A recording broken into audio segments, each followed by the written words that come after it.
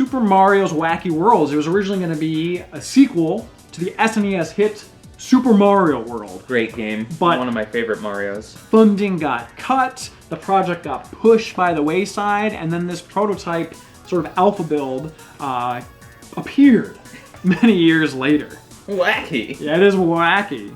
Here it is. Oh boy. So again, this is like pre-beta. Let's start off at the top, and then we'll skip around a little bit. Okay, that is clearly the sprite of Mario from Mario World. Well, at least they took the music from Mario World. I don't know if that's the music that the developers had as like a placeholder or something else. I'm not exactly sure if that actually would have. Right, if some fan just sort of added the music in. Yeah. It's kind of sluggy. Sluggy. Yeah. So the whole thing about Super Mario's Wacky Worlds was that it was supposed to all take place in real-world locations, like ancient Greece and Egypt and all sorts of, again, real-world Earth locations. It already feels way more like a Mario game, even though the level design is totally lacking. Yeah, the visuals are pretty terrible. Again, the sprites look alright, but... Yeah, the sprites look alright. But the fact that you can explore a little bit, you know, that's better than Hotel Mario. Right. We're in the Hotel Mario. So this is obviously the Trojan horse. Yeah. But guess what? This is the end of the level. That was a good level. It's so alpha, the levels don't connect. So oftentimes when you watch footage of this game online, like they'll cut out the part where they have to reset the machine and like, or the emulator and like pick a new level as if it's seamless, basically. But it is not that at all. You have to shut the machine off, reboot it, choose the next level to see how a level would have progressed, essentially. But even beyond that, that was an incredibly short level. Oh yeah, well that isn't, it's like the first part of a level. It's like Mario before you go underground. But it was less than that even. It was less than a third of a level, basically, is what it was. So let's go ahead and reset. This is where we're actually going to be inside the Trojan horse, right? Yes. And slipping through its intestines. Its goodie bags. So you said that these were based on real-world locations. What is Geometropolis supposed to be? Most of the levels are. The early levels are. Is that like New York in a mountain? I think it froze. Jeez, this game sucks. This could have used a few more years in development. The thing is, like, it spent a long time in development, but I think it had a relatively low budget and a very small team. So, like... It was one dude. Yeah. Now it's not recognizing it. The experience we're having right now is exactly why Nintendo was like, yeah, we're going to stick with cartridges. Yeah, exactly. Oh, I was wondering why the Koopas look so weird. They have little Spartan But they helmets. have the little, yeah, the Greek hats. Watch this. The hit detection doesn't exist. You should have gone out of butt as opposed to out of the leg. I don't know why they did that. Oh, this is good. This is good. Can you come back? I'm running. Yeah, there he is. There he is.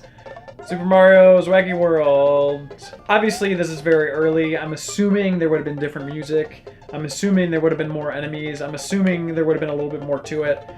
You're making a lot of assumptions But I'm here, making Tony. a lot of assumptions. Oh, we should probably see what happens once we get out of that ass. Okay, well, we'll press 3 then. How did we end up in the water? When I jump at glitches. That's pretty classy. I'm not quite sure how we ended up in the water. Oh, you're stuck. Ah. Well, that was a good experience. I'm assuming would have just led to nothingness. Yeah. Oh, that's Atlantis. So, let's skip some of the ancient stuff, maybe do some of the haunted stuff. They probably should have used a different tune for the haunted. Yes. Again, it kind of goes back to that, like, art design I was telling you about earlier. It's like, it seems like Mario, but then, like, it's almost like it tries to be photorealistic in a way. And this level is a bit of an exception. The ancient Greece level, the backgrounds were really sparse. Yeah. Oh, oh, oh, oh. Oh, my. Oh. Look at that. I was not expecting to be able to do that. Oh yeah, the backgrounds are sparse, and I mean, Mario games, they don't always have that much going on visually. Should have gone to the right. But But you know, they have clouds and they have trees. They're Yeah. simple trees, they're simple clouds, but they're there. Yeah. It's just nothing about the background seemed Mario-esque. Mm-mm. You know what I mean? Like, you could have done that in, like, a cartoony way. Like, it's kind of like this mad torture chamber, but it doesn't really make sense exactly for a Mario game. They more or less took it right out of Frankenstein as opposed to trying to bring the aesthetic into Mario. Do you mind if I give one to John? Oh, yeah. He's got to be hungry. I'm probably hungry. I don't know how much food there is in the spirit world, really. I don't know either. All right, I really need to figure out what this Geometropolis thing is about. What? There's like a Koopa. I guess. The CDI had kind of a different way of dealing with sprites than the SNES, so supposedly the developers had to redesign Mario for this, which makes sense, different platform, and they really did a good job. I really think that he does legitimately look like Mario, but specifically from Super Mario World. Mm-hmm. Unfortunately, everything else looks like garbage. I mean, the Koopas look like Koopas, but I still don't understand why in this Geometropolis they have their Greek hats on, but clearly I am... We'll probably never know. Retarded. Lando Plaid. This is probably part of the most unfinished. No, I think this is actually probably the most finished. You're actually just... This is zoomed way in on like a plaid shirt. God damn it, get up there. Oh, yeah! Oh, Mario. There's nothing to do up there. Get through. I want to see this stuff. I see shapes over there. They're so intriguing. There's some pretty intriguing shapes. I think I'm done with this level.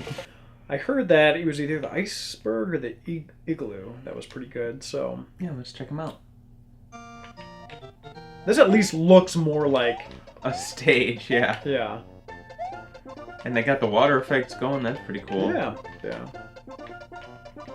Oh. I guess... Oh, okay. So... Normally, what would probably happen is you jump on here and you'd fall through, right? You normally wouldn't be able to see what's underneath here, but it's just that it's kind of delayed by a moment. Ooh, that's pretty neat. Yes. Aurora Borealis. Aww. I don't know what I was expecting.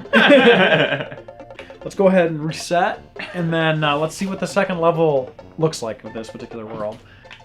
Sometimes the D-pad doesn't quite... Well, I think sometimes you get caught on, like, an invisible... dingy thing. Yeah, you're right. I feel like you should be fighting a battle in Earthbound with that background. No kidding. Very slow. Don't forget stuck. And stuck. Ah! Okay. Oh my god. The flashbacks to Hotel Mario. See, like, it's like sticky. Like he kind of sticks to the ground a little bit too much. Which is exactly what ice is usually like. When I'm driving my car on ice, I always have this problem where it's just like, oh man, too sticky. I'm trying to go one way, but I'm going that way very slowly. Oh my god. It seems like the gravity is like doubled.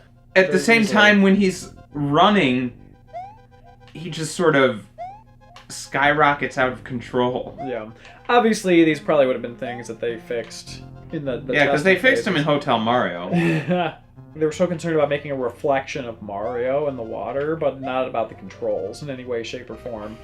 Oh, there's a slide we can do. There we go. Alright, Mario. Go, go, go! Wow, totally worth it. This game is so good, I don't even know how to describe how good it is. I know. If this game had been finished, I bet it would be at least as good as Super Mario Galaxy. That was gonna fall to my death. Obviously, I was right. I thought so too. I mean, what do you think about Super Mario's Wacky Worlds? What is there to think about this game? I don't think there's an awful lot to think about it because it's clearly really beginning. Oh, look at that frame drop. There were levels that they had only just sort of mapped out the platforms, and there was just two colors to distinguish what you could and couldn't walk on. Yeah. Oh, I should have used that guy to get a little extra oomph in my stoomph. Yeah, but you blew it. No, I didn't. Little did you know there'd be a glitch. Oh, that's a pretty nice wiggle. It's like a hat. Well, this certainly is longer than any of the other levels. Yeah, it still doesn't have really any, like, design, though. It's just a maze.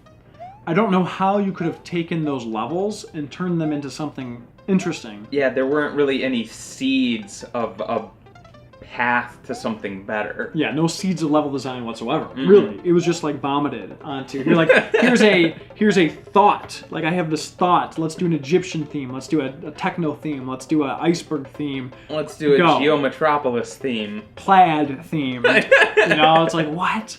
And then there's like this whole like M thing, and they don't really know like what this was, whether it was just supposed to be the end of a level and kind of like a gate to get out of the end of the level, or like, you know how Sonic has those big rings for like the special stage? They don't really know if it was supposed to be a special stage or just the end of the level or what.